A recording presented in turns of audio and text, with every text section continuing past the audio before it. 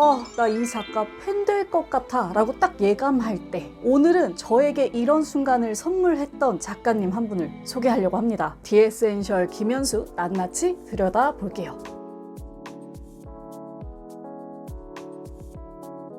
안녕하세요 공복 여러분, 공백입니다. 모두 잘 지내고 계시나요? 자, 여러분, 독서 생활하면서 제일 기분 좋을 때가 언제인 줄 아세요? 바로 어떤 책을 읽고 나 이 작가 팬 될 것 같아 라고 딱 예감할 때, 이런 순간이 모이면 책을 읽는 삶이 굉장히 풍성해지고 깊어지고 또 기뻐지거든요. 오늘은 저에게 이런 순간을 선물했던 작가님 한 분을 소개하려고 합니다. 제가 정말 사랑하는 작가 김현수 작가님의 작품집을 살펴볼 건데요. 바로 이 책, 디에센셜 김현수와 함께 살펴보려고 합니다. 지금부터 디에센셜 김현수 낱낱이 들여다볼게요.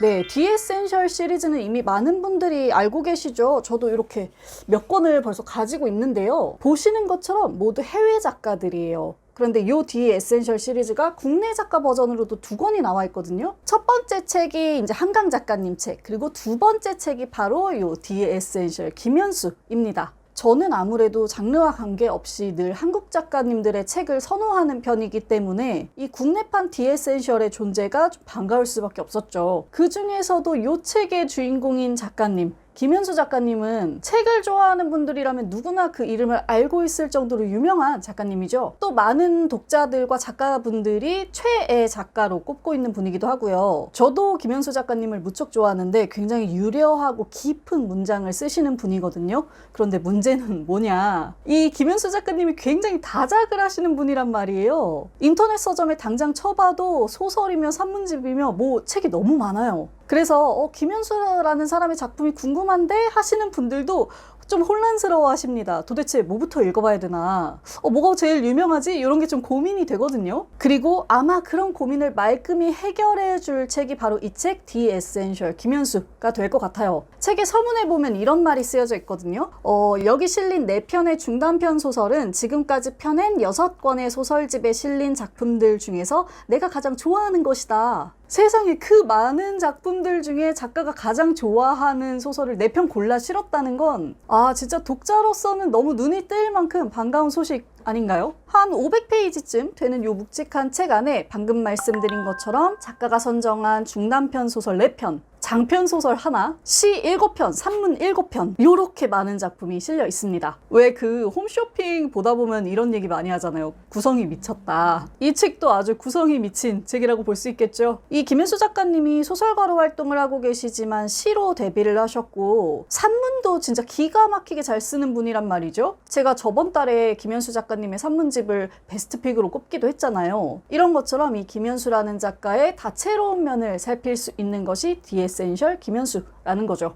자, 그럼 이 책에 대해서 좀 더 자세히 살펴볼게요. 첫 번째, 중단편 소설 4편 먼저 살펴보겠습니다. 저는 개인적으로 이번 책에서 중단편 소설이 진짜 보물이었다고 생각해요. 읽으면서 가장 좋았고요. 첫 번째로 실린 작품은 다시 한 달을 가서 설산을 넘으면입니다. 연인의 갑작스러운 죽음을 이해하기 위해서 설산을 오르게 된 남자의 사연이 등장하는데요. 동시에 그 죽은 연인이 마지막에 읽었던 고서에 대한 이야기가 얽혀들면서 무척이나 다층적이고 복잡한 이야기로 빚어내는 작품이에요. 두 번째 작품인 달로 간 코미디언에는 PD가 된 딸이 철진한 코미디언이었던 아버지의 삶을 재구성하는 모습이 그려집니다. 너무 찡하고 좋은 작품이었는데 저는 특히 이 2 작품이 정말 마음에 들었고요. 쌍둥이 자매와 자폐아 막내 동생, 그 가족의 이야기를 담은 깊은 밤 기린의 말이라는 작품과 좌절 이후의 일어남에 대해서 이야기하는 난주의 바다 앞에서, 이 작품까지 아주 4편을 연달아 푹 빠져서 읽었습니다. 제가 인스타그램에도 적었지만 푹 빠져서 책을 읽다 보면 이런 순간들이 찾아올 때가 있어요. 책을 다 읽고 이렇게 딱 덮었을 때 내가 감각하는 게 좀 달라진 느낌? 내가 쓰는 어휘나 내 머릿속을 떠돌던 어떤 상념들의 결이 좀 달라진 것 같다는 느낌 받을 때가 있거든요. 저는 주로 시집을 읽을 때 이런 기분들을 많이 느꼈는데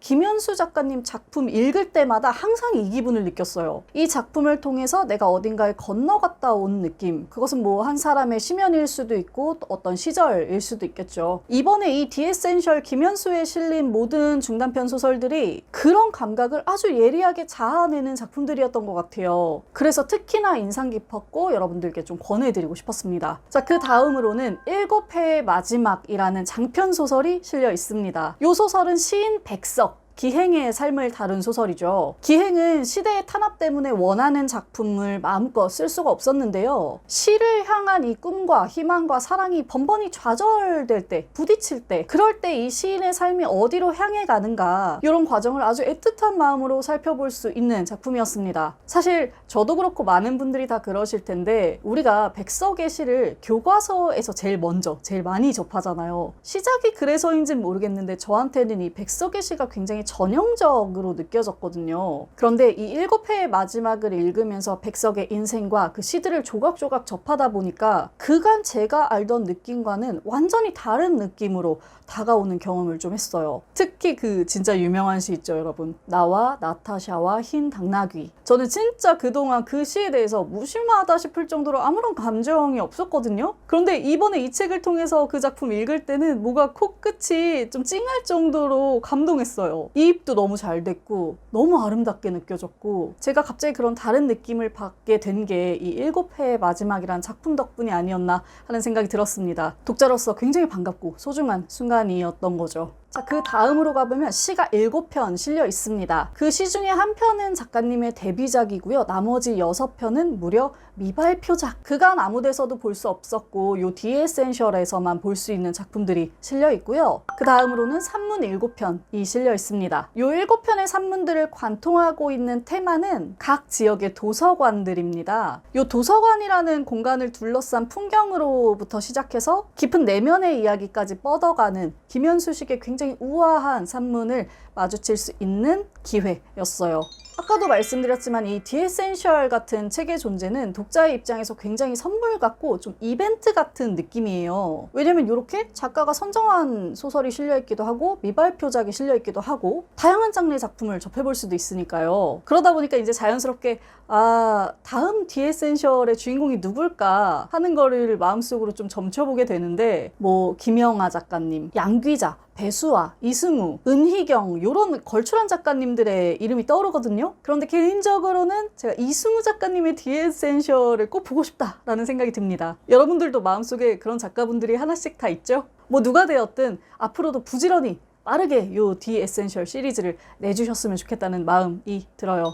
네, 세상에는 책이 참 많죠. 읽을 수 있는 시간과 비용은 또 한정되어 있고요. 그러다 보니까 많은 사람들이 타인에게 이미 인증받은 책을 추천받아서 읽고 싶어 합니다. 그런 의미에서 저 같은 북튜버들도 존재하는 거고요. 저도 한 사람의 독자로서 항상 타인들의 추천에 귀를 쫑긋쫑긋 하고 있는데요. 그런 의미에서 이렇게 주옥 같은 작가분들을 모아서 그 속에서 또 보물 같은 작품들만 골라서 실어놓은 요 디에센셜, 요 시리즈가 무척 반가웠던 것 같아요. 많은 분들이 디에센셜 시리즈를 통해서 한 작가의 작품 세계를 다방면으로 살펴보고 그 세계에 빠져들어 볼 수 있다면 좋겠습니다. 자, 그러면 저는 오늘치의 호들갑을 마치고 이쯤에서 물러가 보도록 하겠습니다. 마지막까지 영상 시청해주신 여러분 감사드립니다. 오늘도 멋지게 책 읽는 시간 되세요. 공백의 책단장이었습니다. 안녕.